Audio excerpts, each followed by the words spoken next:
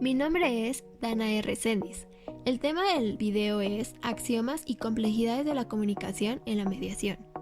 El objetivo del video es explicar los 5 axiomas de la comunicación y las complejidades de esta, así como explicar cómo al conocer los axiomas y todas las complicaciones que puede haber tanto para comunicar como para recibir información de otra u otras personas, puede permitir al mediador y en general en todo el proceso de mediación que la comunicación que se dé durante dicho proceso sea efectiva y se logre una negociación colaborativa. El contexto es en general en todo tipo de mediación, puesto que es elemental y necesario en todo tipo de interacciones, y aún más en cuestiones de interacción para llegar a acuerdos que solucionen conflictos. Quiero agradecer a la Universidad Antonio Nariño por haberme aceptado como estudiante de movilidad en este curso, así como a la profesora Marta Méndez de Comunicación en la Mediación Familiar por haberme brindado de la mejor forma todo el contenido del curso, el cual ha sido muy enriquecedor en mi formación.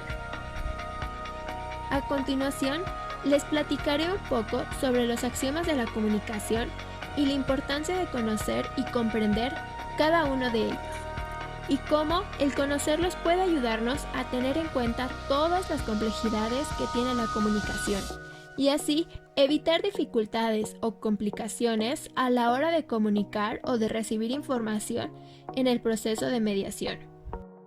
De acuerdo con Walt Walgett, Viven y Jackson, 1985, la comunicación es un proceso dinámico y social que tiene 5 axiomas, los cuales explicaré a continuación. El primer axioma es: no es posible no comunicarse. Este axioma hace referencia a que toda conducta es comunicación, es decir, la comunicación es un conjunto fluido y multifacético de muchos modos de conducta, verbal, tonal, postural, contextual, etc. Por más que una persona quiera o intente no comunicarse, no puede dejar de comunicar, ya que a pesar de que no queramos o no intentemos comunicar, aunque no seamos conscientes o que la comunicación no sea eficaz, siempre vamos a comunicar algo. Es decir, cualquier forma de negación de comunicación constituye en sí misma una comunicación. En resumen, todo lo que hagamos o no hagamos es una conducta, un comportamiento, lo que a su vez es una comunicación la cual será interpretada por las demás personas. El segundo axioma es que toda comunicación tiene un aspecto de contenido y un aspecto relacional, tales que el segundo clasifica al primero, por ello es una metacomunicación. Este axioma plantea que el mensaje transmitido va a ser interpretado por el oyente o el receptor en función a la relación que se tiene con el emisor. La relación es un elemento metacomunicativo, ya que dirige la forma en que el contenido va a ser interpretado. El aspecto de contenido es la información, son los datos de la comunicación que se quieren transmitir. En cambio, el aspecto relacional o conativo ayuda a saber cómo debe entenderse el contenido. Por ello, en muchas ocasiones, dos mensajes que tienen el mismo contenido, pero el aspecto relacional es diferente, puede hacer que el mensaje transmitido se interprete de diferente forma. El tercer axioma menciona que la naturaleza de una relación depende de la puntuación de las secuencias de comunicación entre los comunicantes. Esto quiere decir que toda interacción comunicativa se da de manera bidireccional, es decir, el emisor y el receptor se afectan o se influyen mutuamente, ya que uno genera una reacción en otro y viceversa, generando a su vez una secuencia determinada. Dicho de otra forma, la puntuación ordena en secuencias los hechos de una conducta, qué dice, cómo lo dice, etc. Dicha puntuación de la secuencia de comunicación influye en cada uno de los comunicantes. Es un proceso cíclico de intercambio. De igual forma, existen ciertos patrones de intercambio. Generalmente hay un estímulo, una respuesta y un refuerzo. En resumen, este axioma hace referencia a que cada una de las personas tiene su punto de vista, ve la situación, las cosas desde su punto de vista, Por ello, cada uno narra los hechos desde esa postura, y no significa que lo que el otro diga no sea verdad, sino que es visto desde la otra persona, desde otra postura. El cuarto axioma menciona que los seres humanos se comunican tanto digital como analógicamente. Es decir, este axioma se refiere a que cuando nos comunicamos utilizamos y tenemos en cuenta tanto la comunicación digital como la analógica, es decir, tanto a lo que se dice verbalmente como a lo que se dice no verbalmente. Por lo que es importante tomar en cuenta las palabras, pero también otros aspectos no verbales, tales como los gestos, el tono, la distancia, el movimiento corporal, expresión facial, la secuencia, el ritmo, etc. Por ejemplo, a veces podemos decir te quiero, pero nuestra comunicación analógica puede transmitir lo contrario, o bien puede reafirmar que queremos a esa persona. Para combinar ambos lenguajes, necesitamos traducir de un tipo de lenguaje a otro.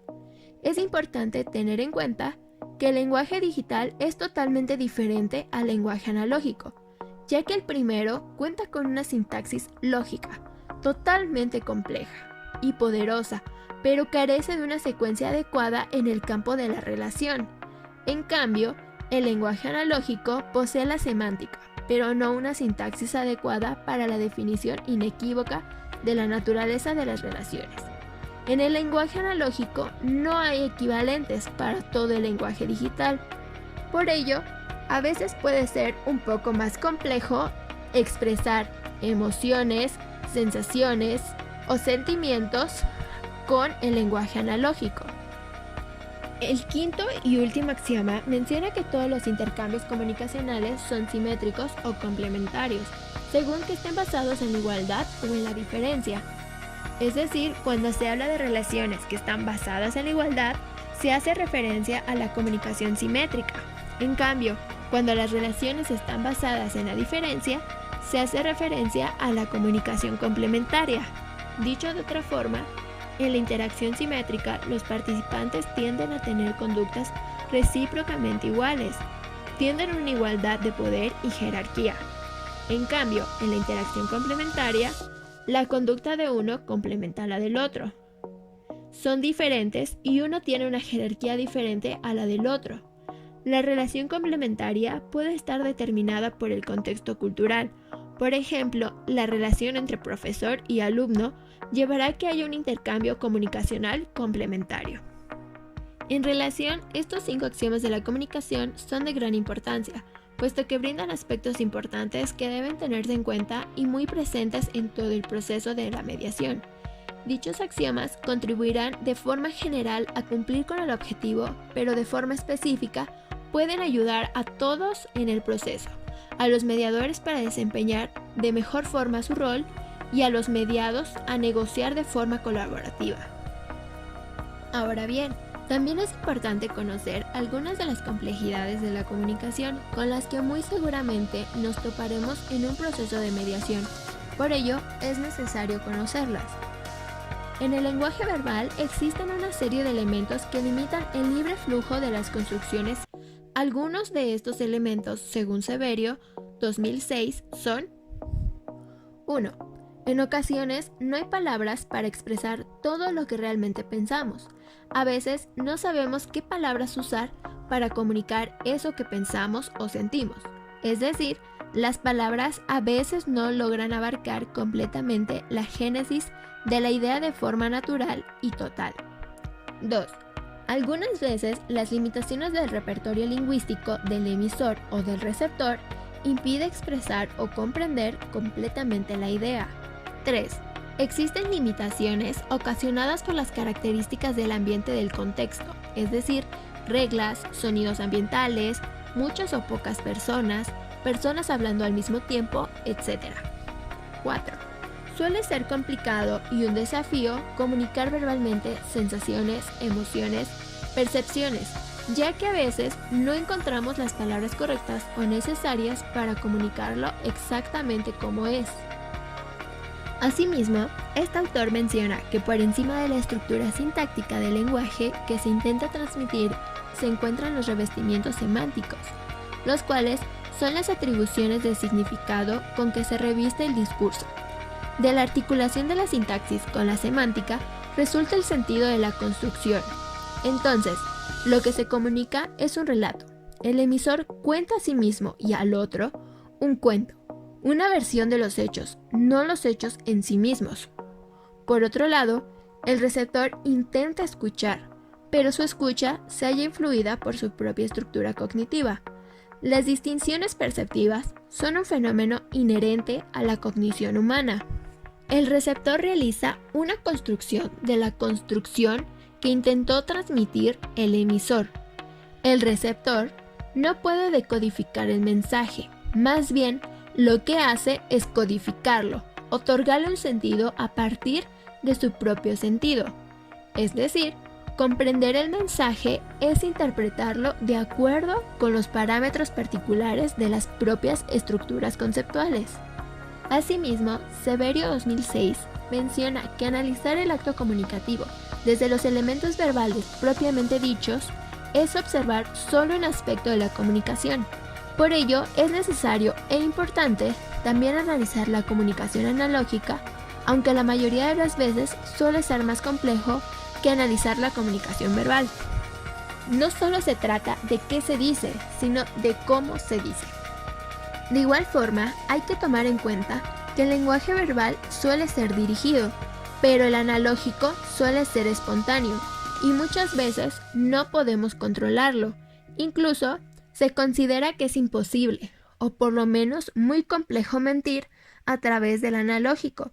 Sin embargo, el lenguaje analógico se convierte en voluntario cuando se configura como una respuesta en lugar de la palabra. Este lenguaje condensa en un simple gesto una vasta estructura verbal. Por ello, es más fácil comunicar emociones y sensaciones a través del lenguaje analógico. Sin embargo, es más difícil comunicar pensamientos. Mientras más claro sea el significado del lenguaje analógico y menor margen deje para la duda, menos proyecciones se depositarán sobre el lenguaje analógico. Para comprender el mensaje del otro es importante conocer su sistema de creencias, su modelo de conocimiento y el universo de significados que de éste emerge. Finalmente, es importante tener en cuenta que cuando nos hallamos implicados emocional y afectivamente, las propias emociones pueden influir tanto en la emisión como en la recepción. Son muchas las oportunidades en que el receptor escucha en el mensaje del interlocutor lo que él desea escuchar, perdiendo de esta manera lo que el otro intentó transmitir.